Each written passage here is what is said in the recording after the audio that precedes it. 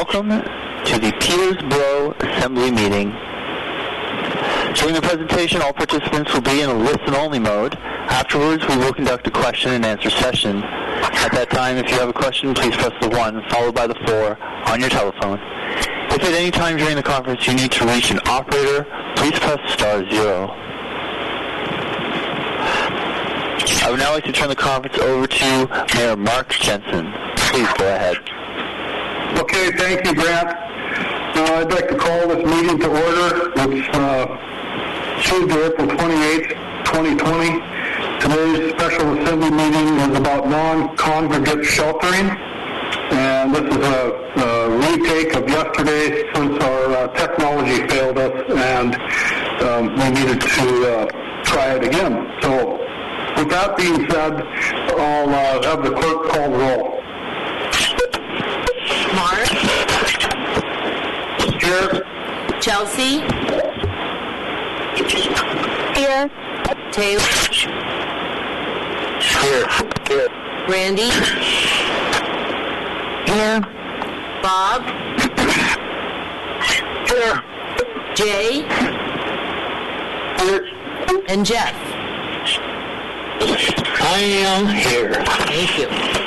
Okay, we have a full assembly today for this special meeting, and before we get started, I would like to just mention how I intend to run the meeting today. Grant will be our operator, and we're going to accept testimony on persons to be heard related to today's agenda item and that item only. I would ask that the participants in the public testimony would address the whole assembly. Don't point your questions or comments to one particular assembly member. Be polite. Don't question anybody's character on the EOC committee or etc. And if that happens, we will mute your testimony. So please be cordial during this proceeding. Steve Giesbrecht, our manager, will be our timer. There's a 5-minute limit. He will give you a 30-second warning if you need the whole 5 minutes, and then wrap it up by 5 minutes, please. With that being said, I'm going to ask Carl Hagerman, if Carl's on the line, to give an explanation of this. It's now called the Petersburg Borough Public Health Emergency Directive for Non-Congregate Shelters. So the language has been changed, as well as some of the language in yesterday's proposed mandate. So with that being said, I'll ask Carl to give a rundown, and then also one other question of the clerk. Is the attorney on the line as well if assembly members have questions of our attorney when we get to the debate on this directive? Yes, Mayor Jensen, Attorney Hyde is on the line. Yes, hello, I'm here. All right, okay, thank you. Okay, Carl, if you're ready, would you proceed, please? Yes, thank you, Mr. Mayor. Can everybody hear me okay? I sure can. Okay, thank you. So, thanks for the opportunity to give some information on the directive today. I wanted to start with just a background of how we got to this point today. It wasn't too long after forming the incident command team that meetings with the hospital, in particular, we identified a problem that needed to be addressed, and that was homeless sick.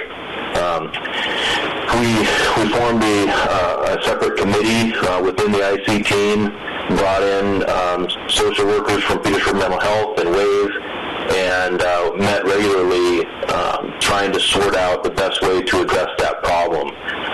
Of course, the issue with homeless is that if they do get sick, they don't have a place to quarantine, and so they, without a shelter in Petersburg, they are left to their own devices and could spread the virus around town and quickly overwhelm our local healthcare system if they infect others. So So that was the problem we set out to address initially, and went through a lot of meetings with the committee to identify the scope of the problem.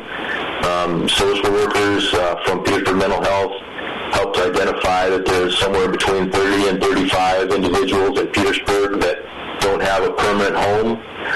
They're either living in a car or outdoors, or are borrowing people's couches from night to night.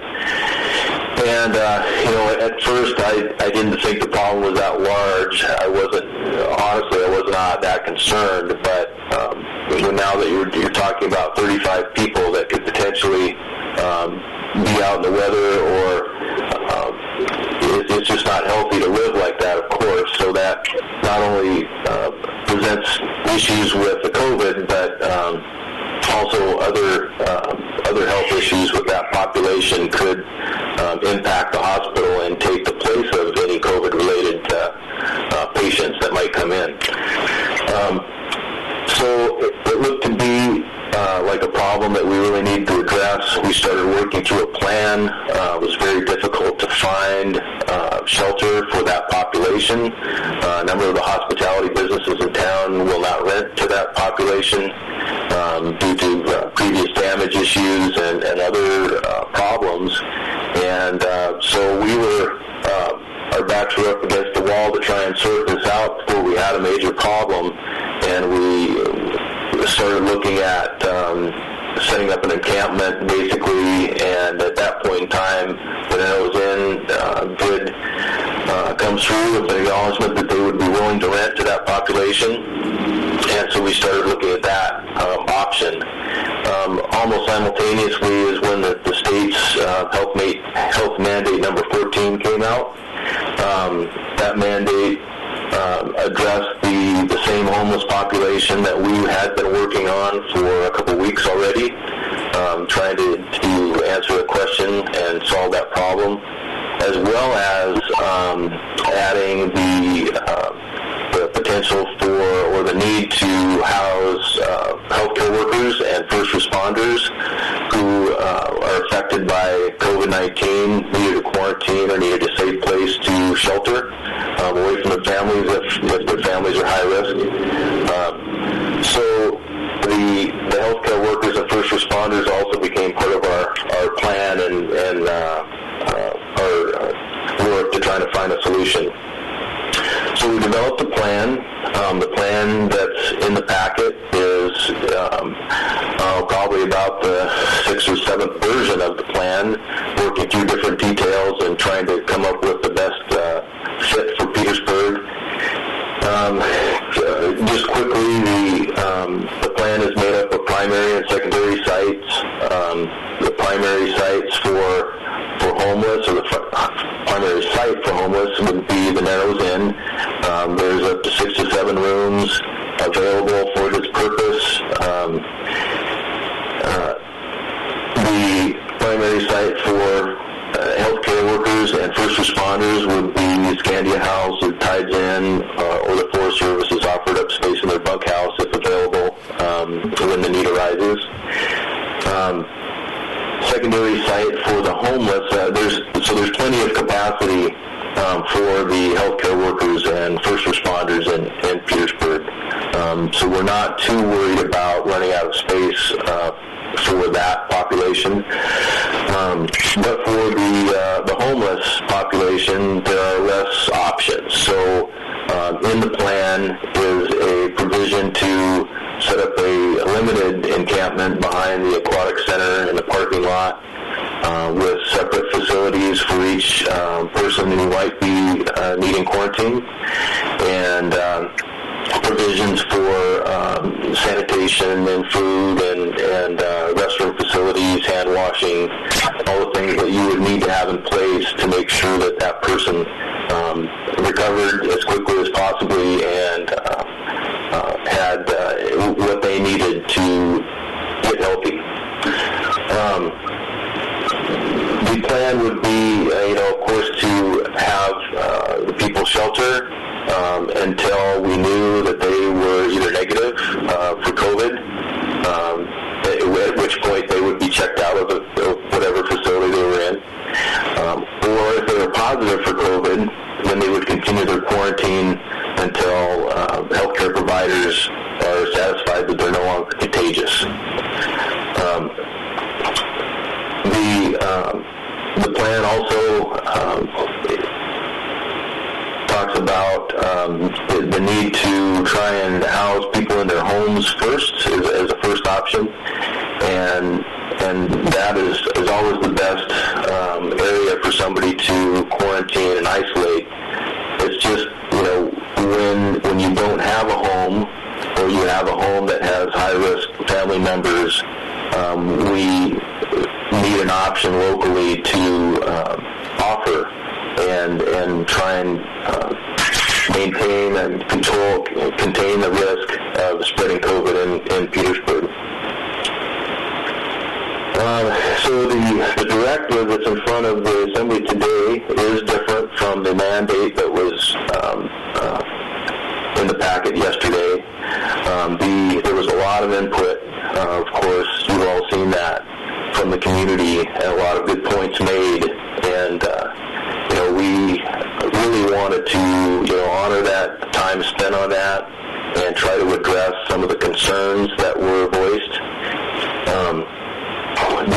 The mandate is now a directive. It directs me as the incident commander to set up a system to address state mandate number 14 on a temporary basis until the COVID-19 virus pandemic is minimized or mitigated to the point where that state mandate 14 is no longer needed.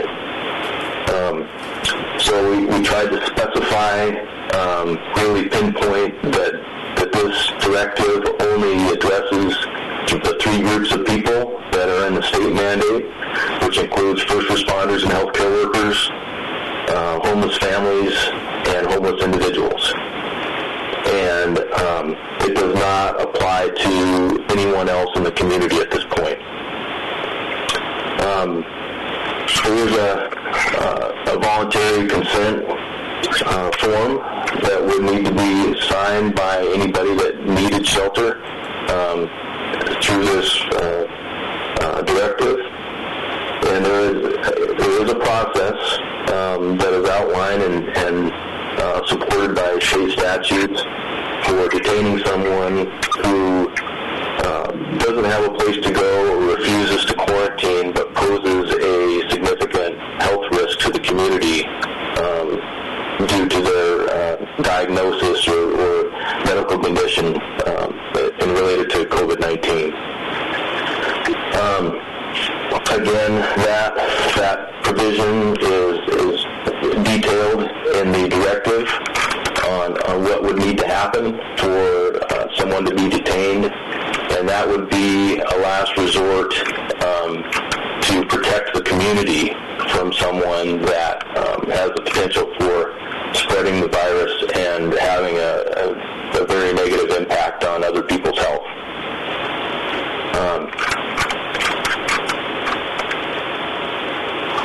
I want to say that's it. I probably left out something, but I think with that, I will turn it back over to you, Mr. Mayor. If there's any questions, I'd be happy to answer them. Okay, thank you, Carl. As far as questions go, I think we'll be on the line for the whole call. Maybe we'll just, if there's questions from the Assembly of you or the Borough Attorney, Sarah Heidemann, we can do that when we're debating the emergency directive, I think, instead of changing the agenda around. Excuse me, I think the next thing we will do is persons to be heard. And I'd like to ask the clerk, how many participants do we have? Jensen, it looks like we only have 2 public members waiting to speak. Okay, well, with that being said, we'll have to, maybe Grant can go to the first question. Thank you. And if you'd like to register for a question over the phone, please press the 1 followed by the 4. You'll hear a 3-tone prompt to acknowledge your request. If your question has been answered and you would like to withdraw your registration, please press the 1 followed by the 3. One moment, please, for the first question. And the first question comes from the line of Steve McGuire. Please proceed with your question. Good afternoon. My name's Steve. I live here at the Narrows Inn. I actually have 2 questions. One will concern safety, and the other will be health. Now, I know living here at the Narrows Inn for the last 5 years, we're talking COVID-19. What about the health of the tenants that are already living here?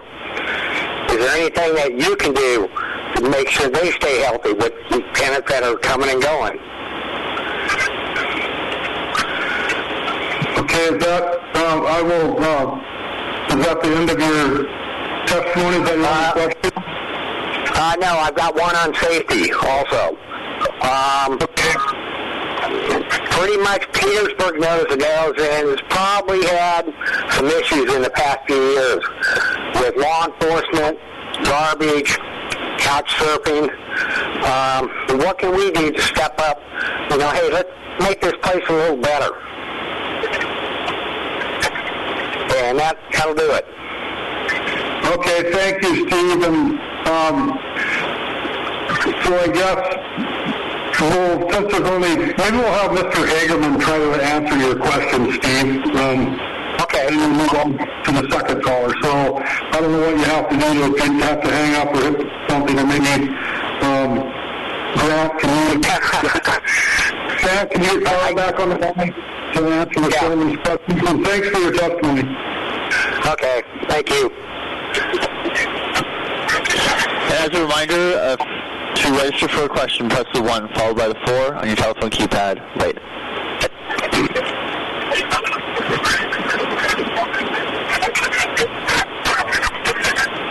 No question. Time.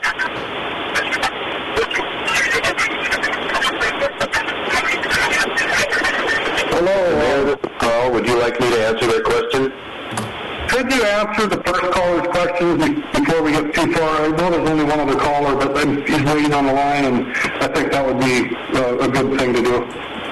Certainly, I can do that. Thank you. So from what I understand, the first question was what provisions are in place to protect current existing tenants at the Narrows Inn during this any quarantine activity. So the intent of the plan is for those people that need shelter and are homeless to be in a room in quarantine for either a number of days while they're waiting for a test to come back negative, or if they're COVID positive, they will be in that room convalescing until they are no longer contagious. And so the intent is for those people to be in the room. We will be providing food, laundry services, bedding, everything that they would need to not have to leave that shelter for the duration of their stay. That is the goal. And while we can't force them to stay in the room, we will be recommending that they do. And there will be regular follow-up phone calls from the public health nurse and the hospital to see how they're doing, gauge their condition, and also remind them of the need to quarantine. There is not much of a risk as long as the people stay in the room where they're sheltered. And so that is the plan. If they do leave the room, then we will have to mobilize some cleaning, depending on where they go and what they do. But the plan is for them to stay in that room until they're approved by medical resources to leave. As far as the other question about the Narrows and what it can do to improve the situation, I can't answer that. That's really up to the owner of the facility to work with tenants and staff to try harder, I guess. pass. That's a very tough question, but that is a question for the owner of the facility. Okay, thank you, Carl, and I hope Steve was still on the line to get that answer. Grant, can you go to the next question, please? There are no further questions at this time. For the gentleman who would like to ask a question, you can press the 1 followed by the 4 on your telephone keypad right now. Next question from the line of David Beebe. Please proceed with your question. Hi. Thank you. My name is David Beebe. I'm representing myself. I'd like to first start out by thanking the Borough for their professionalism and their ability to rise to a very difficult occasion. I support the Petersburg Borough Public Health Directive number 7. And I encourage the Assembly to seek all potential sheltering options given the expected influx levels of out-of-state workers, and that's raising the considerable possibility of an in-season outbreak. And I would hope that the Borough proceeds with this under the notion that we are going to have a far greater capacity for testing, far greater inventories of personal protection equipment, and all of the things that go with the possibility of an increased population and all of the potential consequences of that. And so I'm just sort of hoping that we can proceed down this road with the confidence that we have been provided for all that is necessary that we may encounter. And something that might be helpful, just as a consideration, is to perhaps provide people with a notion of at what point does a lockdown sort of cross the line of basically incompatibility with the continuance of fish processing or whatever other essential businesses that we are trying to provide for. Thank you for this opportunity to speak. Thank you, Mr. B. And Grant, are there any other people in the queue to speak? And as a reminder, to register for a question, press the 1 followed by the 4 on your telephone right now.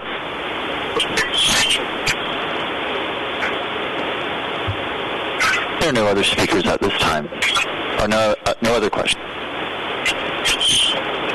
Okay, thank you. With that being said, we'll move to the new business section of today's meeting. So I would entertain a motion to adopt Petersburg Borough Public Health Emergency Directive for Non-Congregate Sheltering. So moved. Is there a second? Second, okay. Debbie, did you pick up on who made the motion on the second? Yes, I believe I did. Okay, just entered that into the record. And so now that the motion's been made and this item is on the floor, I'm going to use the simple method for myself anyway to keep track and do this alphabetically again. For that, we'll bring Member Lynn up to take the floor and give his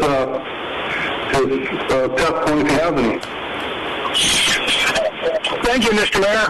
I do have a number of questions on this. There's been some significant improvement, and I think that the team that's been working has been doing an outstanding job. So my comments here aren't related to that. They're related to, I think we need to stick with what the governor had in his mandate 14. And so my questions are related along those lines. The first question I have, and I would relate this both to the attorney and to Carl, is that if we have somebody who needs, and the medical health officer, they decide that they need to be quarantined, so to speak, that person doesn't want to voluntarily comply. What process would be used in order to make sure that continues? Is there I see in here that for one day we can go away with it, but then we would proceed. But under whose authority and how would that go about, and what's the borough's liability? Carl, this is Sarah Heidemann. Do you want me to take this one? Okay. Thanks for that question. So there is a process. It's based on state statutes 1815 through 85, part of which is set out briefly in this directive that's in front of you.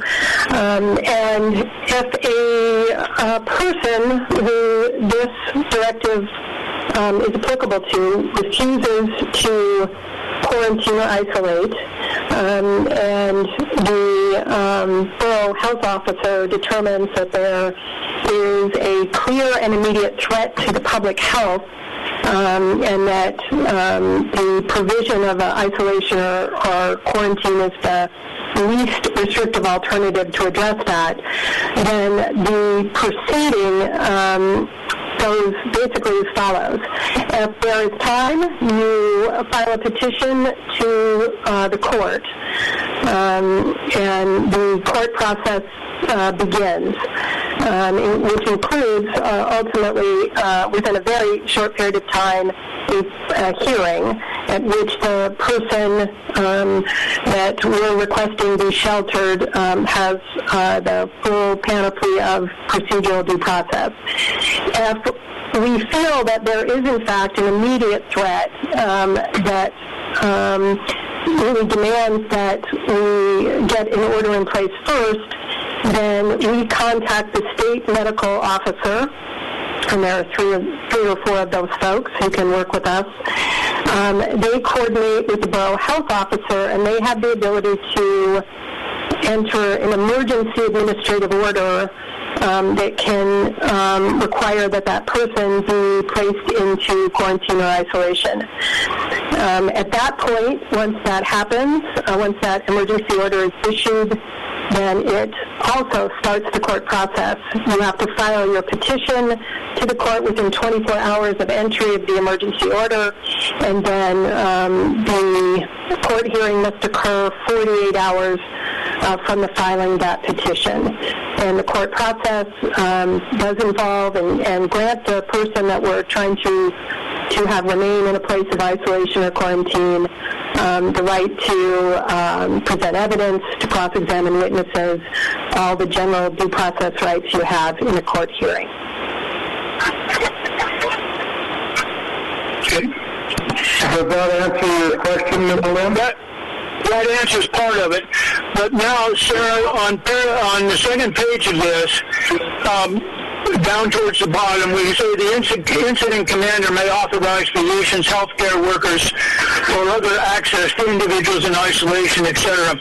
I've got a couple questions here. Shouldn't the determination of if somebody does not want to comply, should that determination not be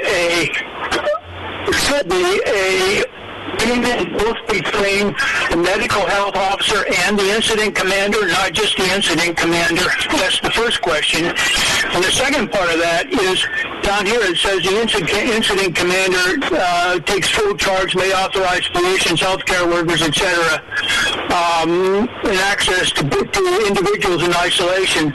Seems to me that's an awful big responsibility for the incident commander. Should that not be delegated, and how would there's no way an incident commander can do everything that's in that paragraph. and I leave both of those open questions. And Carl might want to answer part of this, but the emergency order or the court order of isolation will only be entered upon the submittal of an affidavit by a medical officer, a health officer that testifies to the condition requiring the quarantine, and that the isolation is necessary, and that the compliance is required to address an immediate threat of public health. So in the case of the court proceedings and the administrative order and the requirement of quarantine, that is entered in conjunction with medical affidavit. And I think that answers part of your question. The other part is the language in the directive that talks about who can authorize people coming in and going out of these places of quarantine. I think that was generally designed to make sure that one person knows who's coming and going, and that's being done in an organized fashion. And I feel confident that the incident commander would be doing that in conjunction with the receipt of input and advice from the borough health officer. So the commander would not be making those medical kinds of access decisions in isolation without medical input. But I guess my question, though, Sarah, is should that language be in there, be modified to include the medical health officer, not in order situation? Sure. I think that would be fine to include the health officer in that particular sentence. Okay, thank you. And, Mr. Offer a comment? Go ahead. So the way I look at the directive and the mentioning of the incident commander is much like I look at it as in the incident command team. The incident commander is ultimately responsible for the actions of the team. Much like the borough manager is responsible for making sure the garbage gets picked up, within the community, I'm responsible as the IC to make sure that these things happen. We all know that Steve isn't picking garbage up in the community. I would be delegating and managing this program, the system, but not necessarily involved with every minute detail. The decisions made are ultimately, they fall to me, and if and Sarah is absolutely correct that I would be relying on advice and input from the medical community to make any decisions.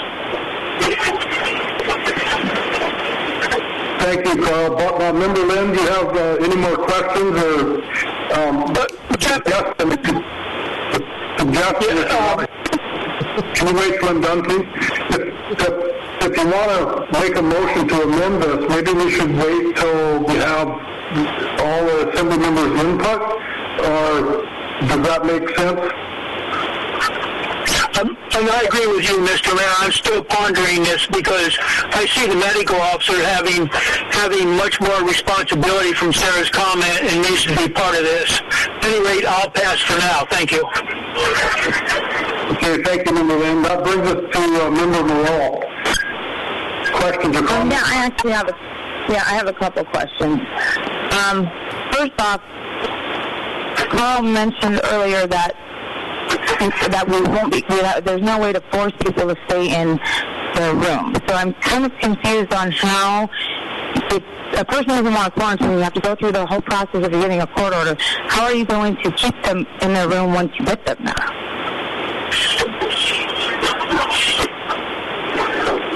Mr. Mayor, to the Mayor? Sure, Carl. Yeah.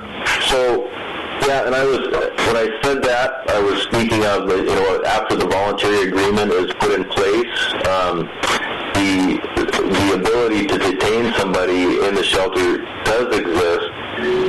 We don't know exactly what that looks like yet. So the police department would obviously be involved in that. we will be in consultation with our attorney on what we can and cannot do. I don't envision somebody being in shackles in a room.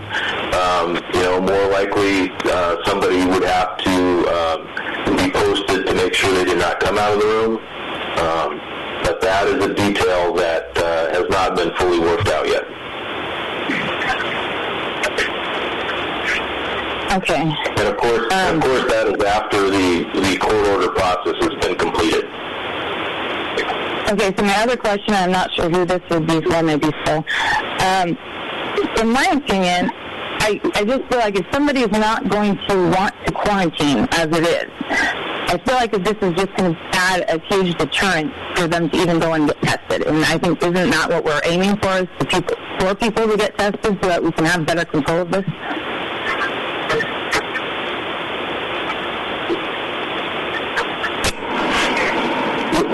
Was that for me, that question? Yes. This is Phil. Yeah, I mean, obviously we want to advocate for testing, certainly. So we don't want to, create a situation where people don't want to test, definitely. Thank you, Mr. Hoff. Are you asking? Yeah, I mean, I'm not sure I understand the question on. I guess what I'm saying is that to add and enforce the language, because we don't necessarily need a directive, we need a plan. So to add in a directive where we can force people into quarantine, I feel, this is just my opinion, but that if people aren't willing to quarantine, and this is not just offering up a place for them to shelter that if they don't have one, that it's just going to add a deterrent for them to even go get testing. Yeah, certainly. I mean, I don't really have a lot to offer on this. I didn't write the mandate and participate in that, so I don't really know. I don't have a lot to comment on that, so I defer to Carl or the attorney on that. Do you have a response to Member Morell's concerns, Carl? Sure, Mr. Mayor. So I do understand the question, and Phil's right. We absolutely do not want to deter anybody from being tested. It's a fine line, and it depends on which population group you're speaking of on how this would come into effect. The homeless, we have heard through the social working network that they are worried about COVID-19. They are concerned that they're vulnerable and might be exposed to it. It's hard to envision that people that are worried about the disease and the virus, that they would not they would choose not to quarantine in the first place. The healthcare workers and first responders should know better than most. The need to quarantine is vital to keep the spread down, and it's unfortunate that we have to include that language of what steps we would have to take to protect the public health in the case of somebody not volunteering to quarantine. But I do think it's important because the overriding goal here is to make sure that somebody that has the disease is not spreading in the community. It is a very difficult situation, and it has been one of the hardest questions since I got involved with the response to answer. And so there are no real easy answers to this. This is the best approach that we have, and it may deter some people from testing, but hopefully not, because the overriding goal of everybody in Petersburg should be to detect and protect others as soon as possible. Okay, I have just one more question. So I thank you for your answer, but I guess I just don't understand the point of the directive and not just the plan. If you're saying that the majority of the homeless population, as well as the healthcare facilities, or facility workers and first responders would quarantine on their own, then what's the point of having the directive to enforce people to quarantine? Because that's the only thing I see in the narrative that goes beyond just having a simple plan in place of where they can shelter. Well, essentially, when you develop a plan like this, you need to think of all the situations that might arise. And unfortunately, that is a situation that might arise. And if we don't have a plan for how to handle that, then we're behind. We're behind the issue when it does happen. So of course we're hoping that would never happen. We're hoping that this is a plan that will never be used. That is really the hope here, is that nobody will get sick. We won't have to shelter anybody, but we have to be ready if we do have sick folks that need to be sheltered. And under the eventuality that maybe somebody is resistant to protecting the public health after they test positive. Okay, and I have just one more for the lawyer, and then I'm done. So, with that being said, that we need this plan in place to do that. Didn't you say that there was already that the health officials already have this right because of a state mandate, so that they could do this anyway, even without us passing a directive? Yes, thanks, Sarah here. There is a state statute in place that will allow us to go to the AG and to the state medical officer under a procedure and get assistance. What is helpful here to have the mandate language is to enable us, if we are required to do that, to go seek a court order and to incur expenses in doing so, and in making sure that somebody honors a court order, is to be able to point to our directive in the reimbursement process to say that we conducted those activities pursuant to this directive.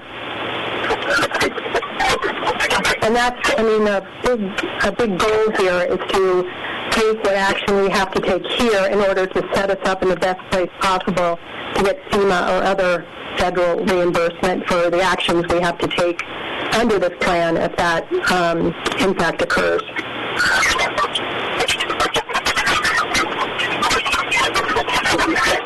Any other comments from Member Noel before we move to the next Assembly member? No, I'll give someone else a chance to talk. Okay, Member Mucci. Thanks, Mr. Mayor. Brandy talked about plans and stuff, and for me, that's all when I read this mandate or health directive, that's all it's in is a plan. And all it is,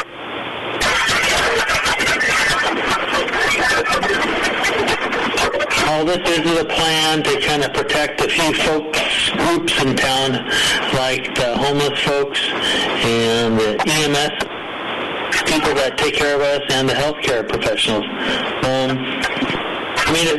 There's no overreach here. I don't know what that issue is about. We're not trying to build a ghetto somewhere or take families apart. This health mandate is just about having a plan. We're already under the state's mandate for doing this. And I want to applaud Carl and Phil for trying to give us an option to how to take care of it if things go south. I don't understand where the overreach for the borough is. We all try and sort things out, but for me, it's just about what's best for the community, and we'll see how it goes here. I have a couple other questions and stuff, but I'm not going to take all the time right now. Thank you. Okay, Member Norheim.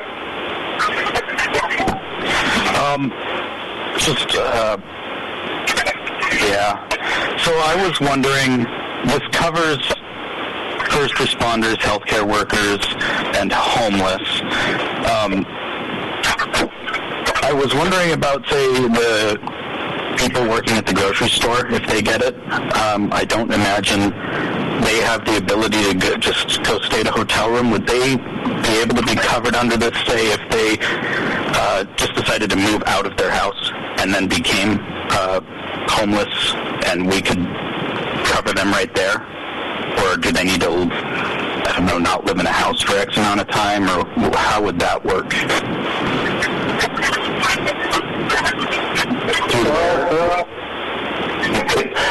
I would say, I think the answer to that question is the directive is written today that would not allow essential workers to be considered for sheltering.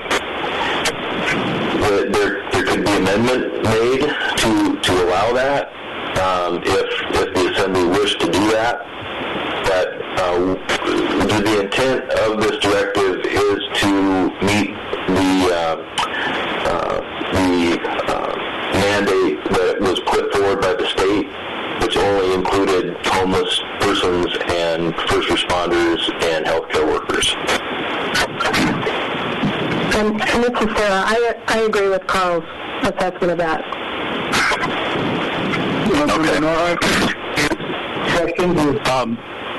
Just maybe a quick comment, and that'll be it. It's that while I don't like how most of this is playing out, that apparently quarantine laws do fall under the U.S. Constitution under the Commerce Clause. So, uphold and defend the Constitution. This all falls under it, so I may not like it, but it's there. So that's all I have. Okay, Member Stan Greger. Thanks, Mr. Mayor. A couple of brief comments. One is, simply put, I'm glad this is for us today. Healthcare workers are in a situation where, I hope this never happens, where they contract the virus. They don't have a house where they separate from their families. I'm glad we're providing them a place to rest and recover. Same goes for the homeless population, the most vulnerable part of our population. I'm glad we're looking towards that. So I'm definitely looking for this. I don't have really no issues with language in there. I freely admit I had no civil liberties issues with the way it was written yesterday. That said, though, several members of the community noticed with those. And I applaud Carl Hagerman for taking time out of his many things he's got done to really look into that and address concerns with members of the public. And less than 24 hours for us revised version that in my Borough email has shown has addressed a lot of those concerns people had. And although I did not share those concerns, I very much appreciate Carl and Sarah taking the time to address them and bring them forward. But those people feel this wasn't a power grab from the borough. Because it's Captain Obvious, that's not what any of this is about protecting our citizens. So with thanks to Carl and Sarah for bringing this revised version for us and addressing concerns in the community. I'll definitely be voting yes. Okay, Member Tremblay.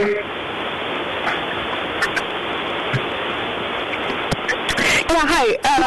Thanks so much for all the work that's been done on this, including meeting the questions of the public. Carl, could you please explain what would happen if this did not pass today? How would this impact our operations moving forward? Yeah, thank you, through the mayor. This is Carl. So that's a tough question to answer, and it's really not a good outcome. I don't think if the Assembly does not pass this, it's basically telling me that there's not a will of the borough to provide this service to the community during the pandemic. So the EOC would not be seeking to place people in shelters if the need arose. The hospital would need to handle, any placement of their staff that came up. The borough's first responders would be perhaps, petitioning the manager for placement if they needed it. Not sure how that would work out. The homeless really would not have any support from the EOC if they came up to be tested or were sick, and that may fall to social work groups or the church community. But I can tell you that we tried to look into those avenues for assistance already, and it's very, very limited here in Petersburg. So I think it would be it would just expose the community to a potential risk if the virus does take hold here, and especially the homeless population. If they were to fall ill in any great numbers, it would really impact our healthcare system. Okay, thank you so much for explaining that. I'll definitely be voting to support this. I understand some of Bob's concerns about the manner in which it seems to fall to you, but I also understood your logic of you are the top of, the very large pyramid of hardworking army of folks in town trying to meet this need. And I'm with Assemblymember Taylor, too, on the question of who else might be needing this kind of assistance in the future. So I hope that anyone listening that is interested in being involved in meeting that need for essential workers. I'm also imagining fishermen, if a crew member becomes symptomatic and needs to be isolated away from the rest of their crew, I'm sure that that's part of people's summertime computations, but we're just going to have to start thinking bigger on this. So I'm grateful that the EOC is meeting the state's mandate and brought this to our attention. So thank you again. Okay, thank you for your testimony. I'll wait before I put my input, see if Member Lynn would like to have any more input. Thank you, Mr. Mayor. I'm still hung up on that next to the last paragraph on page 2. That I think that ought to be shared when you get into the quarantine situation down there. I think that ought to be shared between the Borough Health Officer and Carl.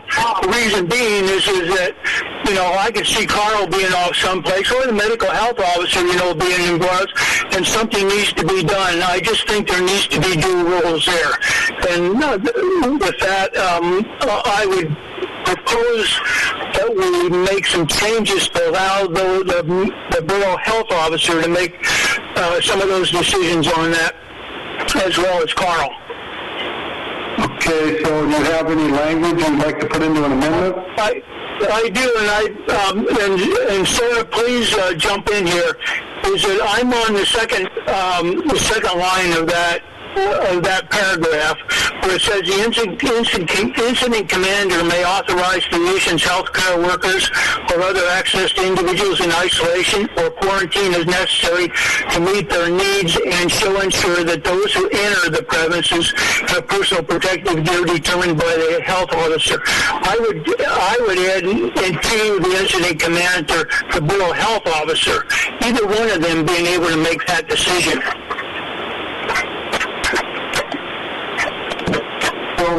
That's your motion? Or I can add the Borough Health Officer under that in that situation.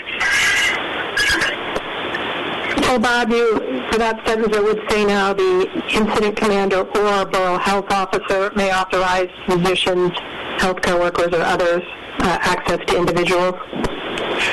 Yes. Okay. Okay, so that's the motion, is to have the second Borough Health Officer under the Mayor Incident Commander. Who made the second? I did. That was Member Muti. Okay, I know Member Lynn. Can you identify yourself by your last name, please? Muti, thanks. Okay. Motion was made by Member Lynn, seconded by Member Muti to add the word health officer, the person health officer under the incident commander may authorize position. So does everybody follow me where we're at with this amendment? Is there any discussion on the amendment? Seeing none, will the clerk call the roll on the amendment for that paragraph? Bob?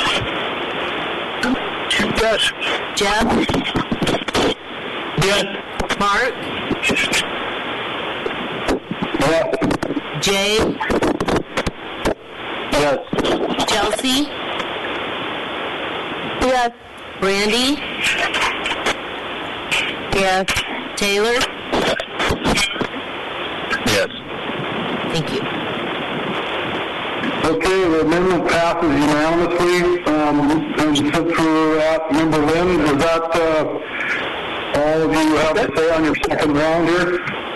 Yes, I'll pass for now, and I thank Carl and folks for, following through. I think we have a really good situation in the community, and I think that what's been put in place and the way they work has proven itself, and so I thank them for that, and I'll pass for that.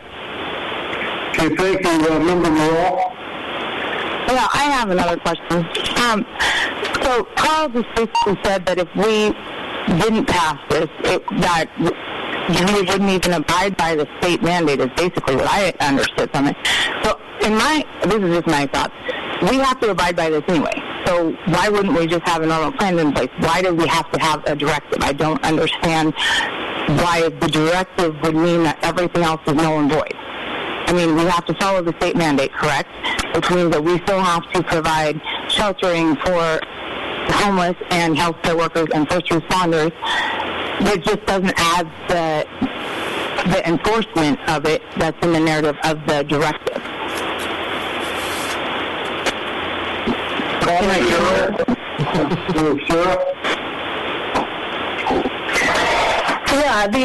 Sarah here.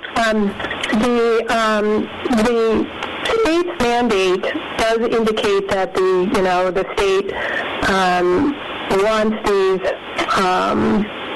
quarantine and isolation program put into place.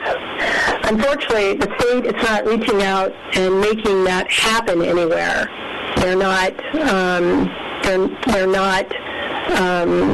assisting with the development of any shelter program in any specific locality. That is being left up to each community to do it. So while they've issued this mandate that says that non-congregate sheltering for the specified populations should be put in place,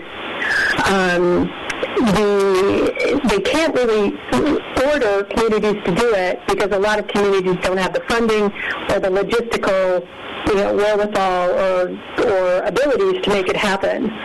So the state mandate sits there, but nothing. The state is actually not taking actions to make that shelter come into being, and that is left up to the local communities to come up with plans that relate to that mandate, because the mandate is also issued by the state to, again, make sure that FEMA or federal funding is available for reimbursement for these expenses at whatever level in the state they're being incurred. So this directive, if adopted, would allow the borough to set up these shelter programs and then take whatever steps necessary down the road that turn out to be, needed depending on how this pandemic moves forward. Okay, I'm still just unclear because when we received that email from the state, they said that there's no needed and only nothing needed from any person or locality other than so I don't understand why the directive is necessary instead of just the plan portion. Can I add a comment? Let me just add one thing first. So this directive says that before you isolate or quarantine someone that is covered by the populations covered by this directive, that you either need a voluntary consent or you need a written order from the court. And so if you take out that second paragraph and you just have voluntary consent, then there's nothing in this directive that allows us to deal with the fact if we end up having, say, a homeless individual that is out and about in the community that poses a clear and imminent threat. We don't have a directive in place, so we don't have a shelter in place for that person. So we can go to the state and say we'd like a court order making this person quarantine or isolate, but we have no place for them to isolate or shelter under this directive. We can't make them do it under this directive if we take out that language, if that was your question. Well, somewhat, but, I mean, this isn't, we're focusing on the homeless, but this covers healthcare workers and first responders as well. I mean, I would assume that they would choose to quarantine, but that still gives authority to force them into quarantine regardless.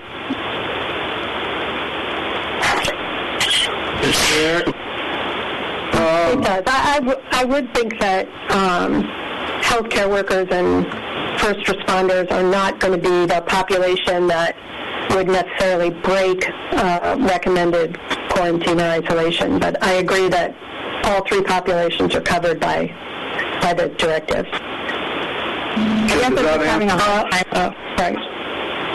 I guess I'm just having a hard time with Carl's response that if we didn't vote yes or if it just failed, that it would be like an all or nothing. And that's not what I'm saying. I don't like the idea that we need to enforce it. However, I like the plan. But I don't think it needs to be one or the other. Okay, thank you, Member Merle, for your comments. And that will move us back to Member Michi. Do you have any comments on your second? Sure. Yeah, I think this is not a mandate. I think we have done a good job in making this more, acceptable to some of the members of the community. We're not trying to force people to do something that they don't want to do. This health directive is kind of under what the state has already in place. All we're trying to do is have a plan for, our homeless people who might be at risk, our first responders and healthcare professionals. I mean, that's all it's about. It's not about building a ghetto up at the ball field or taking people's kids away from them. That's not what it's about. It's just about, having a plan in place in case we need it. That's all it is. I'm trying to figure out why, I understand people are upset about stuff, but we just need to kind of move forward as leaders of the community and, have a plan in place in case we need it. If we don't need it, that's great. It's not going to be in effect forever. But I think we need to just kind of trust some of our officials. I know some people don't, but I think we need to move forward with this. I do have a suggested amendment towards the end of this, but I'll wait till we're all done and I'll go forward with that. Thank you. I would suggest that you make the motion now, and so we don't have to keep going around and around the circles through all the assembly members. If it's not going to change, can you present it now so we can address it? Thank you, Mr. Mayor. So on the last page, the signature page, I'd just like to change, my motion is to change a word that goes effective area, and I want to change the word order to directive. So is that in the top paragraph? Can you identify it by paragraph? I'm not seeing what you're... Well, it's on the last page of the 3-page document that we have about public health mandate number 7. I see. It's where it has your signature and Debbie's signature as well. I see that, but where at in what paragraph, what sentence is it? Well, there's only 2 sentences in that, as far as I can see. Oh, I see. Effective area, got it. This order and make that a this directive? Yes.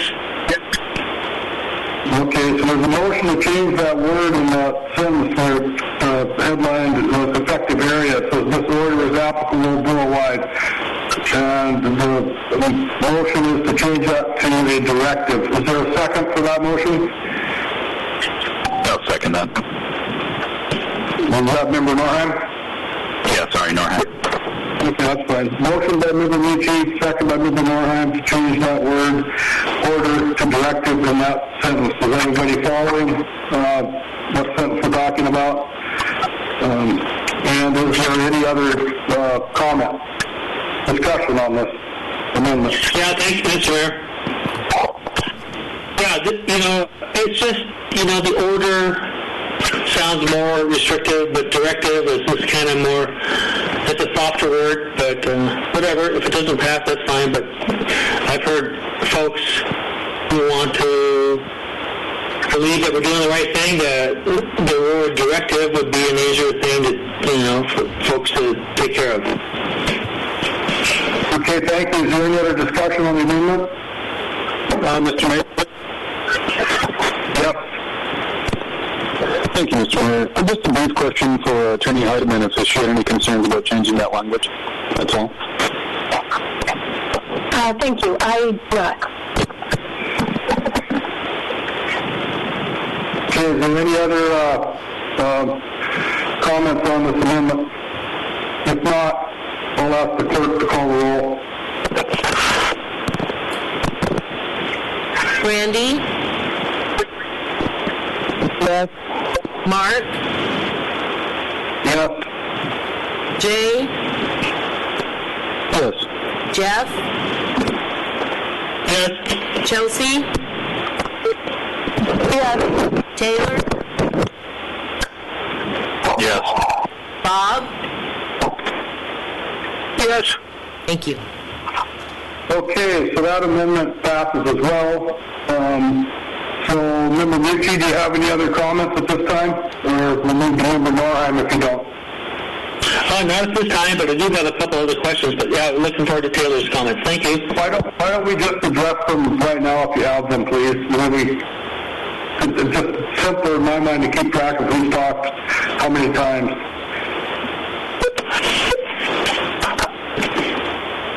I'll have to start out my questions, Mr. Mayor. Some of them have been answered earlier, and I need to spend a minute trying to start out my comments. Thank you. Okay, thank you. That brings us to Member Norheim. No, I'm pretty happy with how this is. Like they'd said earlier, first responders, healthcare workers. I'm pretty sure we'd all quarantine ourselves anyways, and we wouldn't have to have anybody come banging down our doors. Homeless population, I wish I had spoken to the police chief beforehand with all these new ones, but I'm fairly happy with how this is. I would like to, at a later date, come up with something for, essential workers, because anybody who doesn't fall under this category that also can't shelter themselves, I really don't want to leave them out flapping in the breeze. It seems kind of not right to do, but I also don't want to force them places they don't want to go. But I'm happy with this right now. It seems like my thought on what Brandy was trying to get at. My understanding of what our lawyer was saying is that if we put this directive into place, it seems that it will help us fast-track funding from the state, if I was understanding that right, whereas if we just have a plan, then maybe we won't get money, maybe we will, but if we have a plan in place, we'll have something to point at and say, see, we did this, and we followed your directive. So that's all I got. Okay, Okay, thank you, Member Morheim. Member Stanton-Gregor, do you have any more thoughts? Yes, I do, Mr. Mayor. Just one. It's the point of clarification, and Taylor touched on it, and it's for Sarah. I did hear correctly, Sarah, that we will not be able to receive federal reimbursement from FEMA without a directive like this. That's kind of the gist of what Taylor touched on. Did I hear you correctly earlier? I think we don't know. I think that's part of the problem here, is that there's a whole lot of questions for FEMA under these things and these directives and the laws that are being passed that we don't have definitive answers for. So we're trying to position ourselves in the best place. And so the state issued a mandate. We want to have our own directive in place that mirrors the language of the mandate, that we can provide both the unified command and any federal source that we're seeking funding so that we can show that expenses were incurred under that directive. So we're just positioning ourselves in the best place we can with a lot of unknowns at this point. Thank you, Attorney Heidemann. That clarifies for me very much. And again, thank you for your efforts on this. That's all. Thank you, Member Tremblay. No real comments, just very grateful that the Incident Command Team was on top of this issue before the state needed a mandate or a directive to us to figure out, and a reminder to the public that the EOC is soliciting volunteers who are interested in being engaged on this topic as well. So feel free to email them if you are hearing this, recognizing the need, and find yourself with capacity to get involved right now. Okay, thank you. And that brings down to my comments. And, I think from reading the state mandate 14, where it says they're putting the mandate in effect, and the bill as well to lessen or avert the threat of a healthcare catastrophe, the implementation of the non-congregate shelter quarantine and isolation solutions to prevent the spread of COVID-19 among vulnerable populations must be put in place. And I think the clarification I got from the governor's office today was the state put that in place so the state can receive FEMA money. A couple things in this mandate or this directive that I don't like. I like the idea of having a plan in place. I like the idea of having prearranged housing for all three entities that we're trying to protect here. I don't like the part where we can force somebody by a directive or an order to quarantine. I have a hard time accepting that. With that language in there, I don't know that I can support this, and I've had a lot of input from community members that feel the same way, just like we all have.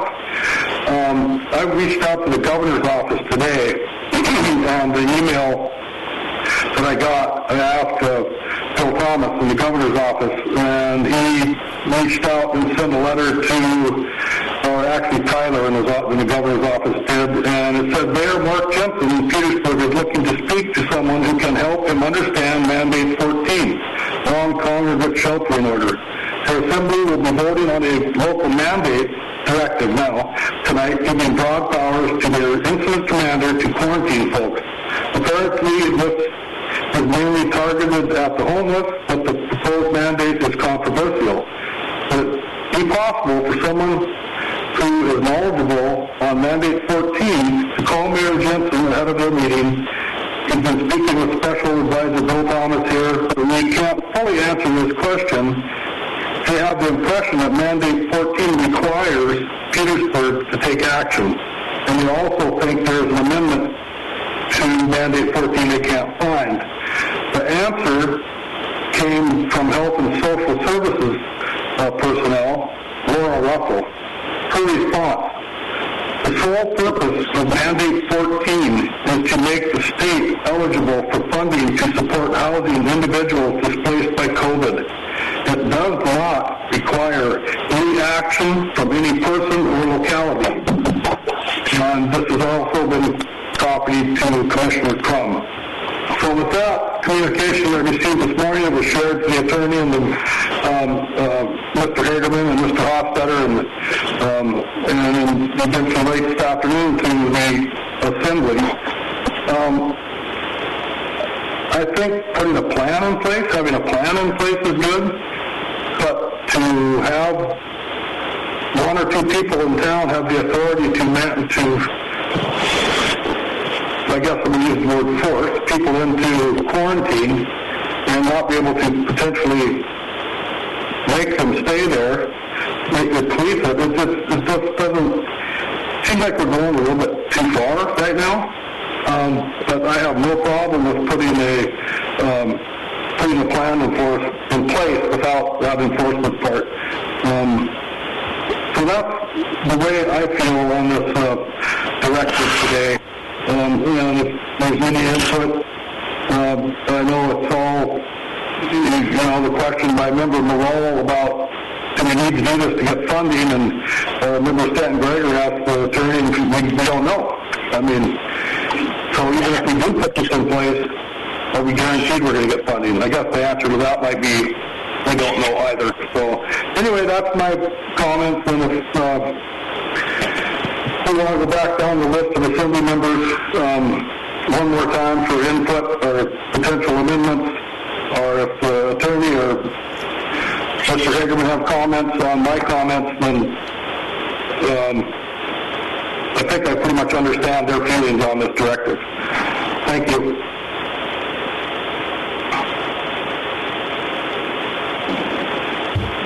Member Lynn, do you have any other input? Just to address something that you mentioned here, on the effective date, it says until extended or earlier terminated. It seems that if we passed it, it could be terminated any time if we don't see the need or if we come up with something better. That's the first point. The second point I'd say is that I have been incident commander on different situations, and I think it's correct for Carl, as an incident commander, to know what his authorities are. If we wanted to take that out, that's fine. But I really do think the incident commander needs to know what his authorities are and what his limitations are. And with that, that's all I have to say. Okay, I appreciate your thoughts on that. I can't make a motion or second a motion, so if that's the will of some assembly member to modify it, that's up to them. So with that being said, Member Morrell, do you have any more comments? No. Member Mucci, do you have your questions? Do you have questions or comments? Thank you, Mr. Mayor. I'm not in favor of fast-tracking any of this stuff for federal funding. For me on this health mandate that we're talking about, all I'm concerned about is the three congregations of folks that we're talking about. It's the at-risk folks, it's the healthcare providers, and the first responders. That's all I'm concerned about. There's nothing nefarious in this mandate. I just want to make sure that the folks our friends and everybody that we see who are doing the best they can to help our community go forward, I want to make sure they're protected. It's important that when we get information from the governor's office that, it comes out to us early. If we read it late in the day, it kind of puts us at a disadvantage, but I just want to make sure that we're planning for the future. I don't want, if the plans don't materialize, then that's fine. But we need to have a plan. We need to make sure that we are ready for whatever happens. If the virus doesn't show up here in a big way, then we can kind of scale back the stuff, and I'm all for that. I want to get the businesses open safely, but we need to take care of our frontline defenders here, and I appreciate the chance to talk. Thank you very much.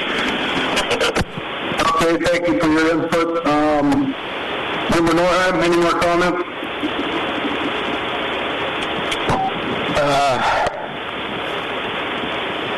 Well, if the state says we don't have to have this plan here, then we're kind of jumping the gun, because it's going to be covered. I mean, like you said, I feel like not to jab or anything, but I think we probably should have started with that letter that you got.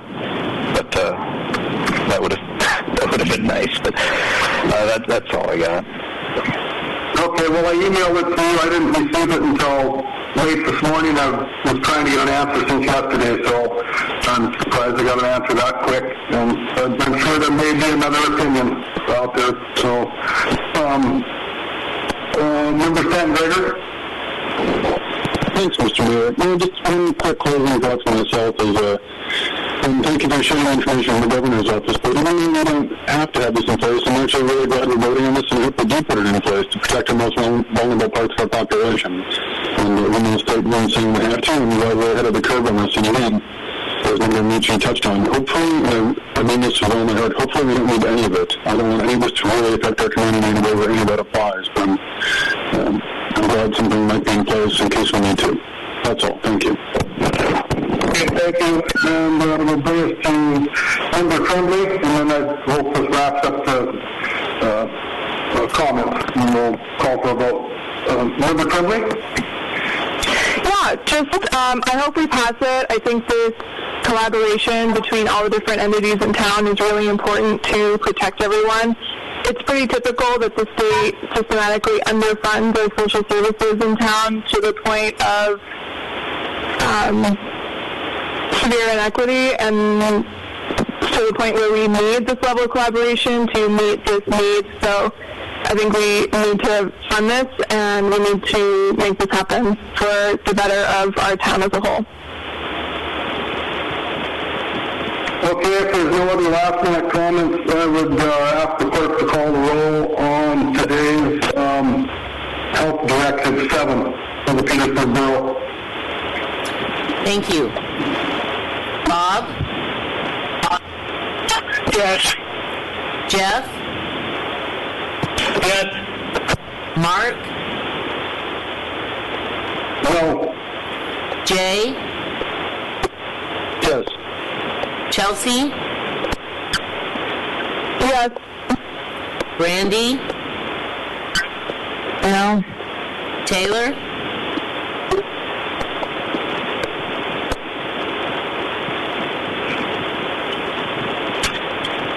No.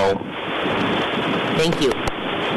Okay, Health Directive 7 passes with a 4-3 vote with members Lowell, Norheim, and Mayor Jensen opposed. With that business being done, I'd entertain a motion to adjourn. So moved. So moved. Second. Okay, she moved and seconded a number of times. All those in favor say aye. Aye. Aye. Aye. Opposed? Meeting is adjourned. Thank you, everybody, for calling in. Thank you, Debbie, for getting this put together, and talk to everybody later. Thank you, everybody. That does conclude today's conference call. We thank you for your participation and ask you to please disconnect your line.